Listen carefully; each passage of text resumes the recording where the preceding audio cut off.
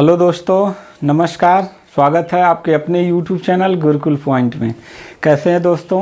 उम्मीद करता हूँ बहुत अच्छे होंगे। आज दोस्तों फिर शुरू करने वाले हैं मध्यकालीन इतिहास का जो चैप्टर वाइज वीडियो चल रहा है, बिल्कुल एकदम चैप्टर वाइज, उसी के बारे में हम लोग जानेंगे। इसके पहले वाले वीडियो में मैं रजिया सुल्तान के बाद 2-3 जो छोटे मोटे राजा आए थे उनके विषय में पढ़ा चुका हूँ।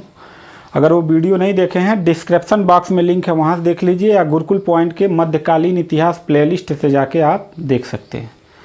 आज हम लोग पढ़ने वाले हैं गुलाम वंश का एक बहुत महत्वपूर्ण शासक और बहुत ही क्रूर शासक और बहुत ही शक्तिशाली शासक, जिसका नाम है बलबन, गयासुद्दीन बलबन के विषय में हम लोग जानेंगे। ठीक, आइए शुरू करते हैं।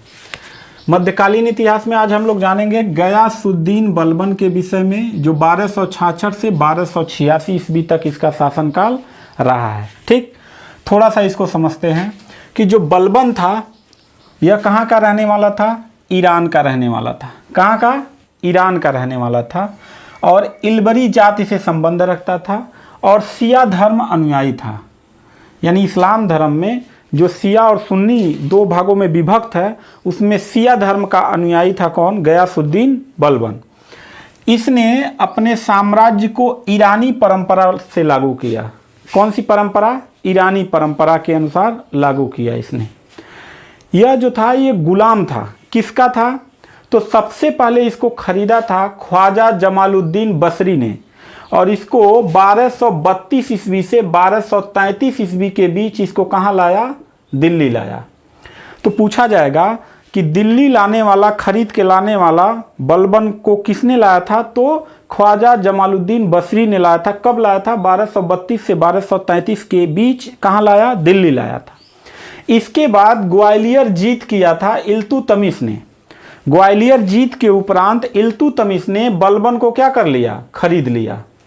यानी बलबन को दूसरा बार खरीदने वाला व्यक्ति कौन था? इल्तुतमिश था। और इसको यह इतना योग्य था, एक साधारण सा नागरिक अपनी योग्यता के बल पे गुलाम वंश का सबसे शक्तिशाली राजा बन जाता है।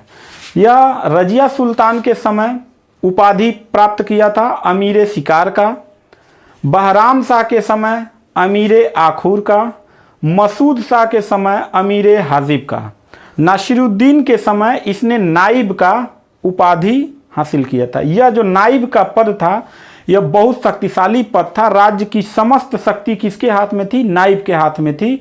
और नासिरुद्दीन महमूद के साथ जो है इसने अपने लड़की का शादी कर दिया, और वो उसका क्या बन गया? ससुर बन गया, और नाइब का जो उपाधि दे दिया नासिरुद्दीन ने, और 1266 ईस्वी में क्या बन गया? सुल्तान बन गया।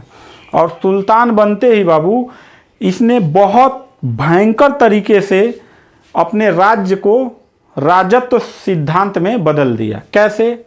सबसे पहले यह तुर्काने चहलगामी को समाप्त कर दिया। तुर्काने चहलगामी क्या था? तुर्काने चहलगानी वो था जिसको इल्तुतमिश ने 40 मुख्य सरदारों का एक गुट बनाया था। उनका गुलाम वंश में बहुत वर्चस्व रहता था तुर्कों का, और इसी तुर्कों में यह भी सदस्य था बलबन। जब इसने देखा कि आगे ये चल के हमको भी राजा से क्या कर देंगे? बेदखल कर देंगे, तो इसने तुर्काने चहलगानी को ही क्या कर दिया? समाप्त कर दिया, बैन कर दिया। और इसने सजदा और फोबोस नामक पद्धति लागू किया। सजदा क्या था? जैसे इस्लाम धर्म में क्या है कि किसी के सामने झुका नहीं जाता है, सिर्फ अल्लाह के सामने ही झुकते हैं लोग। हाथ को ऐसे करके अल्लाह के सामने झुका जाता है, और किसी मनुष्य के सामने नहीं झुका जाता। इस्लाम धर्म के अनुयायियों को देखेंगे तो वो लोग किसी के सामने झुक के पैर नहीं छूते हैं। हिंदू धर्म के लोग झुक के पैर छूते हैं, है ना? तो झुकना मतलब एक सम्मान देने के लिए होता है, लेकिन यह जो था इस्लाम में झुकना मना है। सिर्फ अल्लाह के सामने आप झुक सकते हैं। इसने कहा कि मैं अल्लाह के बाद दूसरा प्रतिनिधि हूँ, अल्लाह के बाद कोई दूसरा पद है तो मैं खुद हूँ, और अपने आप को अफरासियार के वंशज से जोड़ दिया। यानी अल्लाह का क्या बता दिया? प्रतिनिधि बना दिया। अल्लाह के बाद कोई है तो मैं ही हूँ। ठीक है। इसने क्या किया कि जब ये दरबार में कोई रहता था तो सजदा मतलब राजा के सामने झुकना, और पाबोस मतलब होता था उसके पैरों को चूमना। जैसे इस्लाम में क्या होता है, हाथों को लोग चूमते हैं ना, पैरों को चूमते हैं। तो ये तो ठीक था, लेकिन सजदा इसने लगा दिया, जिससे अमीर जो तुर्क सरदार थे वो काफ़ी मतलब नाराज हो गए, जिसके वजह से इसने क्या कर दिया, तुर्काने चहलगानी ही समाप्त कर दिया। इसने रक्त एवं लौ की नीति अपनाई। रक्त एवं लौ की नीति मतलब यह था कि राजा जो है कहता था कि राजा ईश्वर का क्या है, प्रतिनिधि है। मैं क्या हूं, बलबन क्या है, ईश्वर का प्रतिनिधि, अपने आप को घोषित कर दिया। और उसने कहा कि राजस्व सिद्धांत लागू कर दिया, यानी राजा जो कह देगा उसको सबको मानना पड़ेगा, जो नहीं माना उसको रक्त एवं लौ, लौ मतलब होता है लोहा, लोहे के तलवार से क्या कर देंगे, रक्त को बहा देंगे। इतना क्रूर शासक था। इसकी क्रूरता एक देखते हैं, बंगाल में एक तुर्क विद्रोह हुआ था। बंगाल का एक सूबेदार था जिसका नाम था तुर्गिल खां बेग। क्या नाम था, तुर्गिल खां बेग था। और इसने विद्रोह कर दिया कि मैं एक स्वतंत्र राष्ट्र बना के रहूंगा। तो अवध के सूबेदार को, यानी अवध के सूबेदार को बलबन ने भेजा बंगाल के विद्रोह को कुचलने के लिए, भेजा किसको, अमीन खां को। लेकिन अमीन खां क्या हो गया, असफल रहा, बंगाल विद्रोह को मतलब दबाने में असफल रहा, जिससे उसने क्या कर दिया कि इस अमीन खां को मार डाला।